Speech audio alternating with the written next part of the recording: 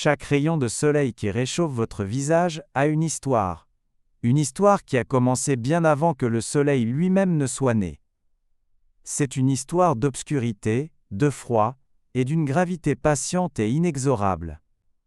Une histoire qui se déroule sur des millions d'années dans les coins les plus froids et les plus désolés de notre galaxie. C'est l'histoire de la naissance des étoiles. Pendant toute l'histoire de l'humanité, cette histoire était celle que nous ne pouvions raconter qu'avec des théories et des simulations. Nous pouvions regarder les étoiles dans le ciel, nous pouvions analyser leur lumière, et nous pouvions en déduire comment elles devaient être apparues. Nous imaginions un vaste nuage de gaz interstellaire et de poussière, une nébuleuse, s'effondrant sous son propre poids. Nous imaginions un noyau dense s'enflammant par fusion nucléaire, devenant une étoile. Et nous imaginions la matière restante, un disque tourbillonnant de débris, s'agrégeant lentement en planètes, lunes et astéroïdes. Était une histoire belle et fascinante, une histoire qui expliquait nos propres origines, ici dans notre propre système solaire. Nous regardions notre Soleil, notre Terre, nos voisins planétaires, et nous voyions le produit final de ce grand processus cosmique. Mais nous n'avions jamais pu voir le processus lui-même. Les nuages mêmes qui donnent naissance aux étoiles sont, par leur nature, sombres et opaques. La poussière qui forme les planètes est un brouillard épais et impénétrable pour les télescopes optiques. Les toutes premières étapes de la vie d'une étoile se déroulaient derrière un rideau que nous ne pouvions percer. Nous avions vu le bébé mais nous n'avions jamais été dans la salle d'accouchement. Jusqu'à maintenant. Ce que vous regardez n'est pas une théorie. Ce n'est pas une simulation. C'est une photographie. Une photographie d'une étoile plus jeune que notre propre espèce humaine. Une étoile, nichée au plus profond du nuage moléculaire du Taureau, qui n'a que 100 000 ans. C'est un simple nourrisson. Et nous la voyons en train de construire sa propre famille de planètes. Le télescope spatial James Webb, avec sa vision infrarouge, a levé le rideau de poussière. Il nous a emmenés dans la pouponnière cosmique. Voici la proto-étoile L1527. Et c'est, dans un sens très réel, une image de notre propre passé.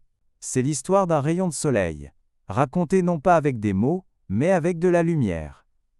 Et pendant les 3 prochaines heures, nous allons apprendre à la lire. Nous commençons notre voyage non pas avec la étoile elle-même, mais avec l'environnement qui favorise sa naissance. Imaginez le vide de l'espace. Non pas comme un vide parfait, mais comme une soupe diffuse, d'une finesse inimaginable, d'atomes et de molécules. Principalement de l'hydrogène et de l'hélium, les éléments forgés lors du Big Bang. Mais parsemés dans cette soupe se trouvent de minuscules grains de poussière microscopique. Poussière de silicate, poussière carbonée, glace. La matière qui deviendra un jour des roches, des métaux, et même de l'eau. Ce milieu interstellaire, comme on l'appelle, est la matière première de tout. Mais il est généralement trop dispersé, trop fin, pour faire autre chose qu'exister. Pour que les étoiles se forment, cette matière doit être rassemblée. Elle doit être concentrée. Et cela, sur des échelles de temps cosmiques, est l'orave, œuvre de la gravité. La gravité, le sculpteur éternel, rassemble lentement ces fins filaments de gaz et de poussière. C'est un jeu de force infiniment petite, agissant sur des distances vraiment vastes. Sur des millions et des millions d'années, ces minuscules tractions s'accumulent, attirant la matière dans des poches de plus en plus denses. Ces poches sont les débuts des nuages moléculaires. Ce sont les berceaux cosmiques, les pouponnières des étoiles. Et l'un de ces berceaux, riche et prolifique, est le nuage moléculaire du Taureau. Notre histoire, l'histoire de L1527, se déroule au plus profond du nuage moléculaire du Taureau. Ce n'est pas un seul nuage discret, mais un complexe tentaculaire de gaz et de poussière, des milliers de fois plus massif que notre Soleil, étendant sur des centaines d'années-lumière dans la constellation du Taureau. Il est situé relativement près de nous, à seulement environ 450 années-lumière, ce qui en fait un laboratoire idéal pour étudier la formation des étoiles. Si vous le regardiez avec un télescope optique, il apparaîtrait comme un ensemble d'ombres sombres et menaçantes sur fond d'étoiles lointaines. Ce sont littéralement des trous dans l'univers. des régions où la poussière est si épaisse qu'elle bloque toute la lumière visible venant de derrière.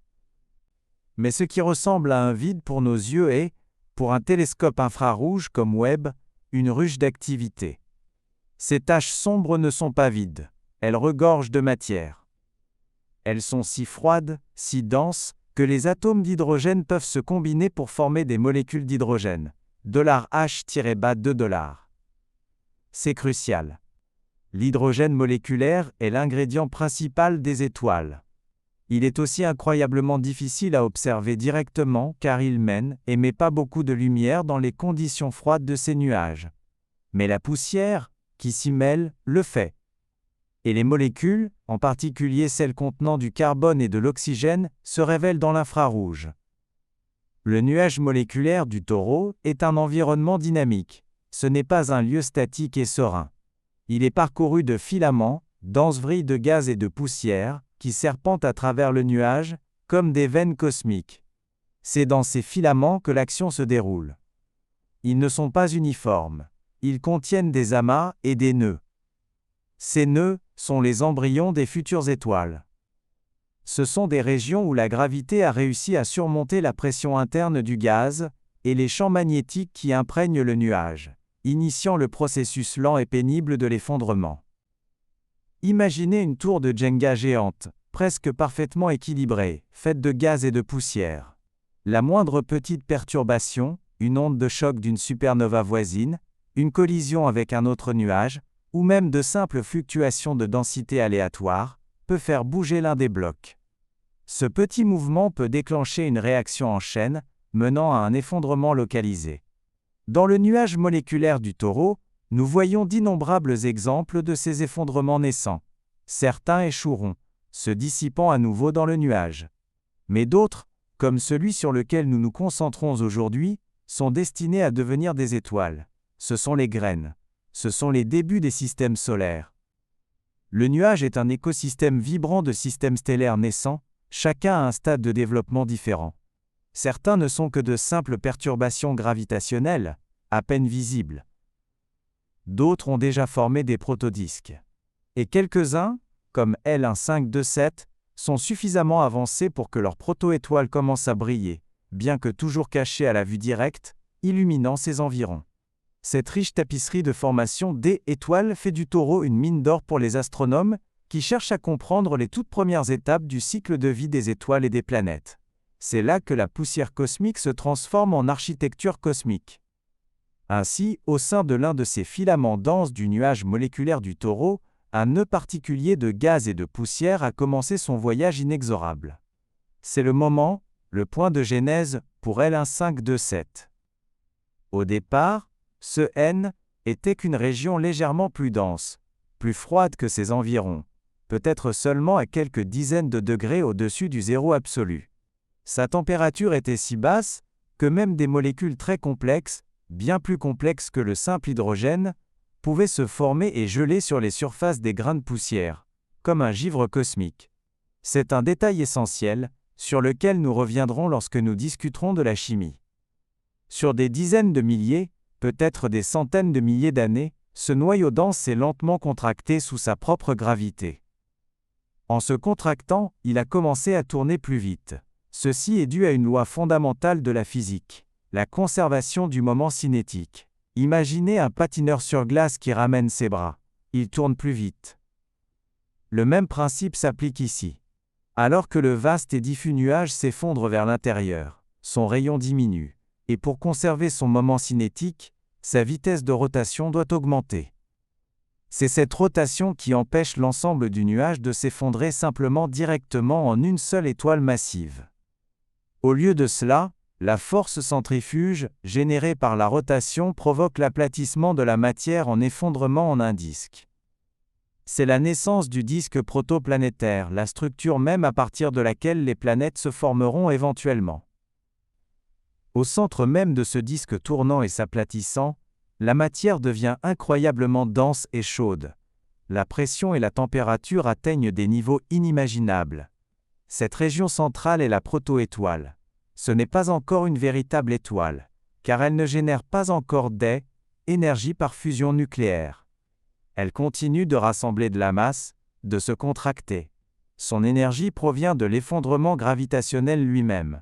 À mesure que la matière tombe vers l'intérieur, elle convertit énergie potentielle gravitationnelle en chaleur, faisant briller la proto-étoile intensément, bien que seulement dans l'infrarouge. Ce stade, où l'objet central accrète encore de la masse de son disque et de son enveloppe environnante, est connu sous le nom de proto-étoile de classe 0. C'est la phase la plus précoce et la plus courte de la formation des étoiles. Ces objets sont profondément enfouis dans leur nuage natal, complètement masqués à la lumière visible. Seuls les yeux pénétrants des télescopes infrarouges peuvent les voir. L1-527 est un exemple classique de proto-étoile de classe 0. C'est la phase embryonnaire, le tout premier stade foétal d'une étoile et de son système planétaire compagnon. C'est un moment de création pure et brute, se déroulant juste sous nos yeux, médié par les forces fondamentales de la physique.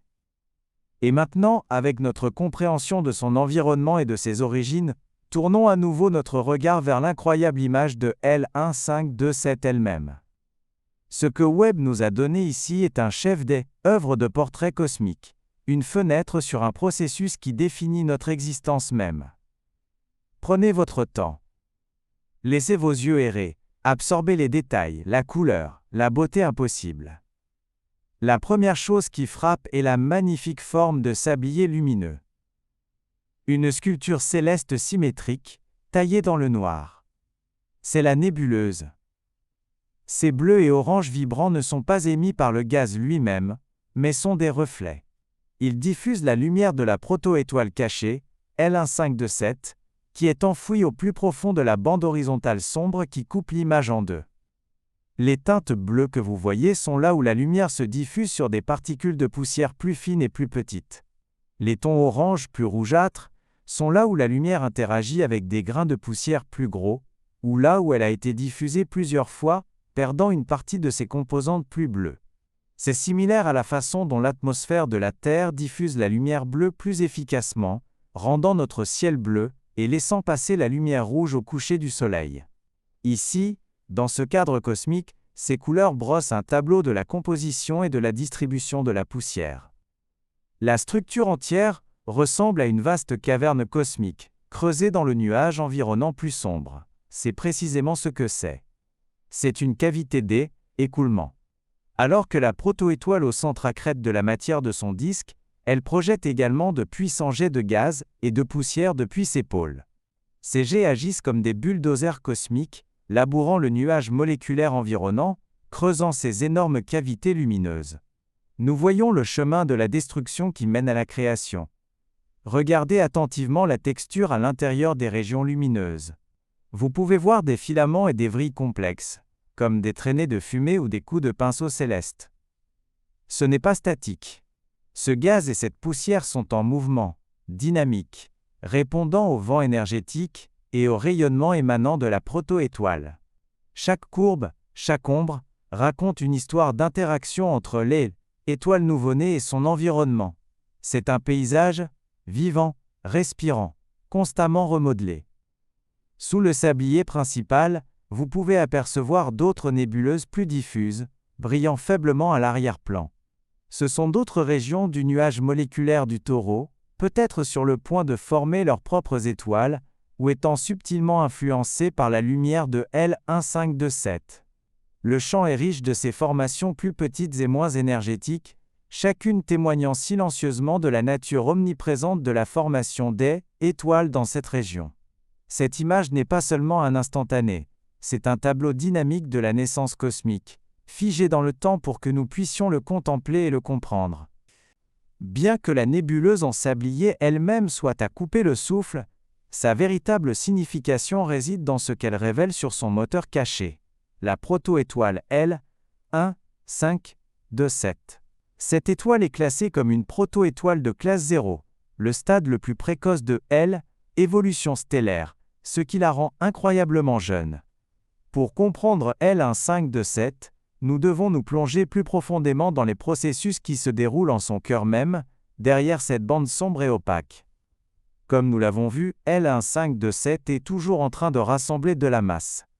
C'est une proto-étoile car elle n'a pas encore atteint la température et la pression critique dans son noyau pour déclencher la fusion nucléaire, le processus qui alimente les vraies étoiles comme notre Soleil. Au lieu de cela, sa luminosité provient entièrement de l'énergie gravitationnelle libérée, alors que la matière continue de tomber dessus depuis le disque environnant. Pensez à un rocher dévalant une colline. À mesure qu'il perd de l'énergie potentielle, cette énergie est convertie en énergie cinétique et finalement en chaleur. Ici, le gaz et la poussière qui tombent dévalent la colline vers la proto-étoile, libérant des énormes quantités de chaleur.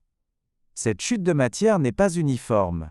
La proto-étoile se nourrit du bord intérieur de son disque protoplanétaire. Le disque agit comme un tapis roulant, acheminant lentement la matière vers la proto-étoile centrale. Mais ce processus est souvent turbulent et sporadique. Il peut y avoir des périodes d'accrétion rapide, où de grandes quantités de matière tombent sur la proto-étoile en un temps relativement court, la faisant briller de façon spectaculaire. Ces sursauts d'accrétion sont un domaine de recherche fascinant, car ils peuvent influencer de manière significative l'évolution précoce de l'étoile et de son disque. La température du cœur de L1527 est estimée entre 2000 et 3000 Kelvin, environ 1700 à 2700 degrés Celsius. C'est assez chaud pour briller intensément dans l'infrarouge, mais pas encore assez chaud pour la fusion de l'hydrogène, qui nécessite des températures de millions de Kelvin. La proto-étoile est encore en croissance, toujours en contraction. Elle continuera à accréter de la masse pendant encore 100 000 à quelques centaines de milliers d'années, se réchauffant progressivement et augmentant en densité. Ce n'est que lorsqu'elle aura rassemblé suffisamment de masse, et que son noyau atteindra le seuil de fusion qu'elle deviendra officiellement une étoile de préséquence principale puis, finalement, une véritable étoile de la séquence principale, comme notre Soleil. Le système L1527 est actuellement estimé avoir une masse de seulement environ 0,2 à 0,4 fois la masse de notre Soleil. C'est encore un poids plume, mais il est en pleine croissance. S'il continue à accréter, il deviendra probablement une étoile de masse similaire à notre Soleil. Ce stade précoce est crucial, car les processus qui se déroulent maintenant, la chute de gaz, la formation du disque, les puissants écoulements, préparent le terrain pour la formation des planètes.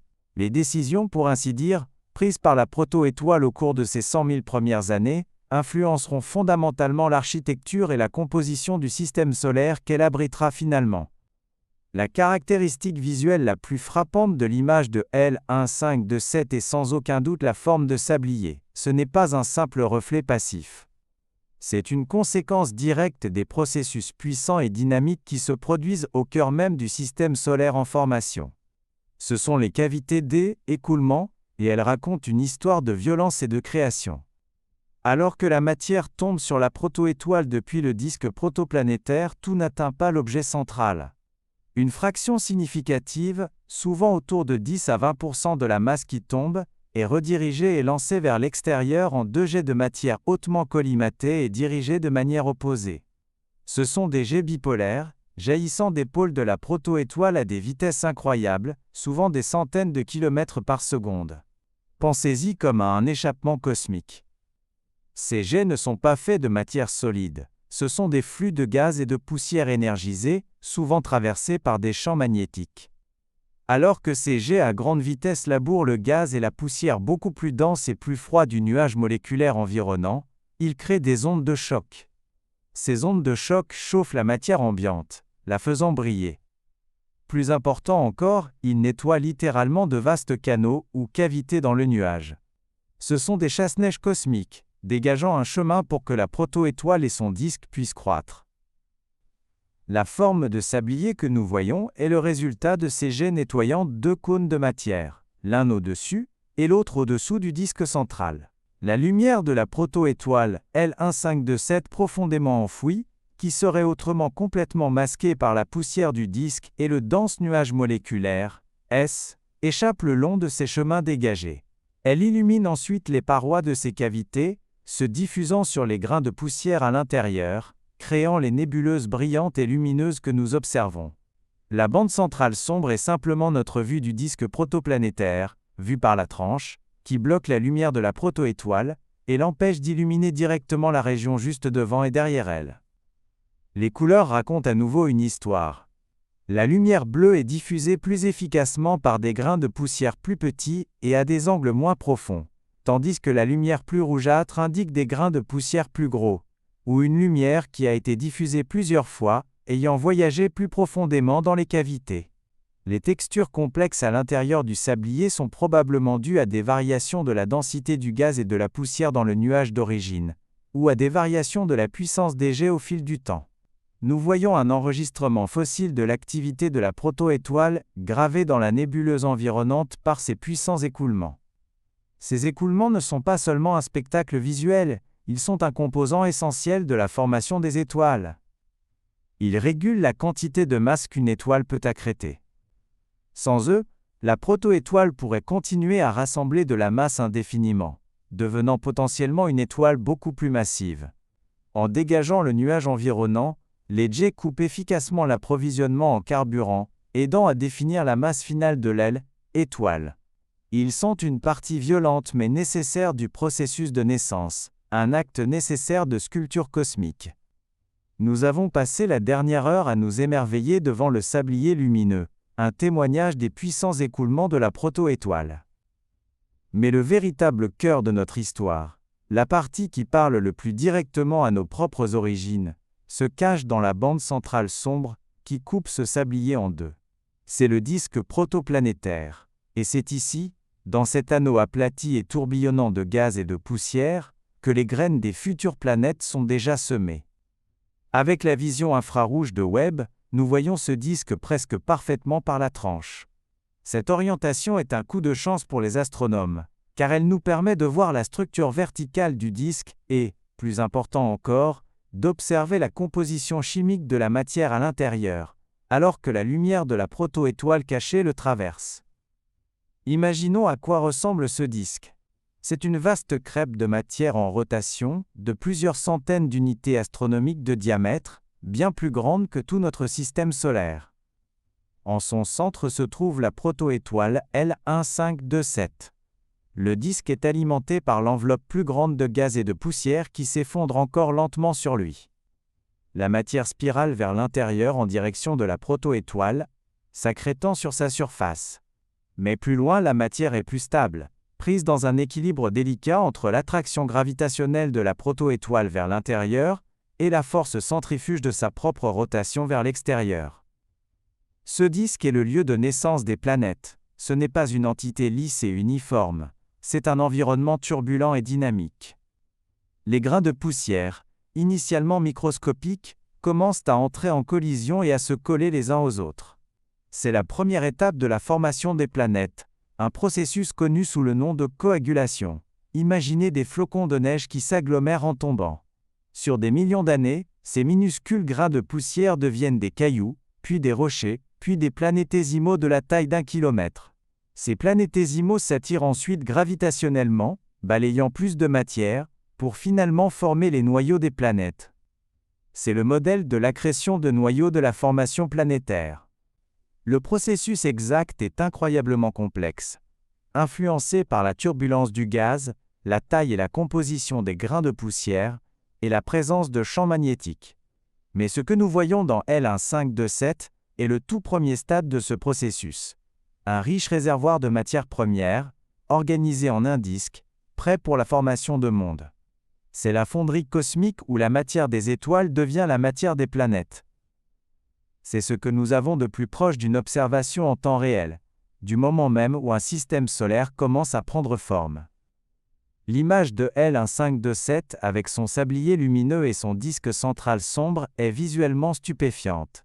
Mais Webb est plus qu'une simple caméra. Ces spectrographes sont ces véritables puissances scientifiques, capables de disséquer la lumière de cette région et de révéler ses secrets chimiques. Et c'est dans ces empreintes chimiques que nous trouvons les aperçus les plus profonds sur la formation des planètes, et peut-être, sur les origines de la vie elle-même. L'instrument infrarouge moyen de Webb, MIRI, est particulièrement doué pour sonder ces régions froides et poussiéreuses. Il peut détecter les signatures spectrales uniques de diverses molécules, dont beaucoup sont gelées sur les surfaces des grains de poussière sous forme de glace. Dans le disque de L1527 et son enveloppe environnante, Webb a détecté un éventail incroyablement riche de ces glaces moléculaires. Parmi les détections les plus importantes figurent l'eau, $H-2O, le monoxyde de carbone, $CO, le dioxyde de carbone, $CO-2, le méthane, $CH-4, l'ammoniac, $NH-3, et le méthanol, $CH-3OH. C'est un inventaire chimique des matériaux potentiels pour la construction de planètes. C'est une liste de courses cosmiques pour les mondes futurs. Concentrons-nous sur l'eau. La détection d'une glace d'eau abondante dans ce système protostellaire est profondément significative. Nous savons que l'eau est absolument essentielle à la vie telle que nous la connaissons. Dans notre propre système solaire, une grande partie de l'eau de la Terre aurait été livrée par des comètes et des astéroïdes, qui se sont formés dans les régions extérieures et plus froides de notre disque protoplanétaire, où la glace d'eau était abondante. La présence de glace d'eau dans L1527 à ce stade précoce suggère que l'ingrédient fondamental pour les mondes habitables est disponible dès le début de la formation d'un système solaire. La détection de méthanol, une molécule organique, est également très excitante. Le méthanol est un précurseur d'une chimie organique plus complexe. Sa présence dans cet environnement froid et sombre suggère que des molécules organiques complexes, les briques élémentaires de la vie, peuvent se former sur les grains de poussière avant même que les planètes ne s'agglomèrent complètement. Cela soutient l'idée que l'univers est préchargé avec la complexité chimique nécessaire à la vie, prête à être incorporée dans les planètes en formation. Cela repousse l'histoire de l'origine de la vie plus loin dans le temps, suggérant que la chimie commence littéralement dans la poussière cosmique. En analysant les longueurs d'onde et les forces précises de ces raies spectrales, les astronomes peuvent déterminer non seulement la présence de ces molécules, mais aussi leur abondance et leur température. Cela leur permet de cartographier la structure chimique du disque et de l'enveloppe, révélant des gradients de composition qui sont cruciaux pour la formation des planètes. Nous ne voyons pas seulement une image, nous lisons le plan chimique d'un nouveau monde. C'est l'essence de la découverte astrochimique, rendue vivante par la sensibilité inégalée de Webb. La diversité chimique au sein du disque protoplanétaire de L1527 n'est pas uniforme. La température diminue considérablement à mesure que l'on s'éloigne de la protoétoile centrale. Ce gradient de température crée des régions distinctes au sein du disque, souvent appelées lignes des glaces. Ces frontières sont cruciaux car elles dictent quels composés volatiles, comme l'eau, le monoxyde de carbone ou le méthane, peuvent exister sous forme de glace solide, et lesquels restent sous forme de gaz. Et ceci, à son tour, influence profondément les types de planètes qui peuvent se former dans différentes régions du disque. La plus célèbre d'entre elles est la ligne des glaces d'eau. C'est la frontière au-delà de laquelle les molécules d'eau sont suffisamment froides pour geler sur les grains de poussière. À l'intérieur de cette ligne, l'eau existe principalement sous forme de vapeur. À l'extérieur, c'est de la glace solide. Dans notre propre système solaire, on pense que la ligne des glaces d'eau se situait quelque part autour de l'orbite de Mars ou de Jupiter. Cette ligne est considérée comme le facteur clé qui différencie les planètes rocheuses intérieures, Mercure, Vénus, la Terre, Mars, qui se sont formées à partir de matériaux rocheux et métalliques, des géantes de gaz et de glace extérieures, Jupiter, Saturne, Uranus, Neptune, qui ont pu accréter de vastes quantités de glace et de gaz. Les observations de L1527 et d'autres disques protostellaires par Webb permettent aux astronomes d'observer directement ces lignes des glaces en action. En identifiant les régions où différentes molécules passent de L, état gazeux à L, état de glace, nous pouvons cartographier la structure de température du disque et prédire où différents types de planètes sont susceptibles de se former. Pour L1527, qui est un système très jeune, ces lignes des glaces évoluent encore activement. À mesure que la protoétoile se réchauffe, ou que le disque se dissipe, ces lignes se déplaceront. Par exemple, au-delà de la ligne des glaces d'eau, d'autres molécules comme le monoxyde de carbone et le méthane gèlent également. Ces supervolatiles ne peuvent exister sous forme de glace que dans des conditions beaucoup plus froides, plus loin dans le disque. Leur présence sous forme de glace augmente considérablement la quantité de matière solide disponible pour la formation de planètes, c'est pourquoi les géantes gazeuses peuvent devenir si massives. Elles ont accès non seulement à la roche et au métal, mais aussi à de vastes quantités de glaces diverses. Comprendre l'emplacement précis et la dynamique de ces lignes des glaces dans L1527 est essentiel pour prédire l'architecture de son futur système solaire. Aura-t-il des planètes rocheuses intérieures? Des géantes gazeuses extérieures? Ou peut-être des super-Terres ou des mini-Neptunes qui sont des hybrides? L'inventaire chimique et la structure de température que nous observons avec Webb sont les premiers indices pour répondre à ces questions fondamentales sur la diversité des systèmes exoplanétaires. Nous observons littéralement les conditions chimiques qui définissent les mondes se mettre en place. Nous avons passé 3 heures à sonder le berceau cosmique de L1527, assistant à la naissance d'un nouveau système solaire. C'est un lieu d'une beauté à couper le souffle, de force puissante et d'une chimie complexe. Mais alors que nous observons ce drame cosmique lointain se dérouler, il est impossible de ne pas se demander, est-ce ainsi que notre propre système solaire s'est formé? L1527 est-il un miroir de notre passé? Le consensus scientifique est un oui retentissant. Notre Soleil, une étoile naine jaune, était autrefois une proto-étoile très semblable à L1527. Il s'est lui aussi formé au sein d'un vaste nuage moléculaire, probablement au sein d'un amas d'eau, étoile beaucoup plus grand. Il avait lui aussi une magnifique nébuleuse en sablier, sculptée par de puissants jets bipolaires. Et en son cœur il abritait lui aussi un vaste disque protoplanétaire, tourbillonnant avec les ingrédients bruts des mondes futurs. Les processus que nous avons explorés aujourd'hui, l'effondrement d'un noyau dense, la formation d'un disque en rotation, la croissance d'une proto-étoile, les puissants écoulements, la chimie des glaces moléculaires, l'existence de lignes des glaces, ne sont pas uniques à L1527. Ce sont la physique et la chimie universelle de la formation des étoiles et des planètes. L1527 en est un exemple classique, magnifiquement capturé par Webb, nous permettant de voir ces processus en action, presque en temps réel. Il y aura bien sûr de subtiles différences. La masse initiale du nuage moléculaire, la composition chimique exacte, la proximité d'autres étoiles en formation, tous ces facteurs peuvent influencer le résultat final. Mais le récit fondamental reste le même.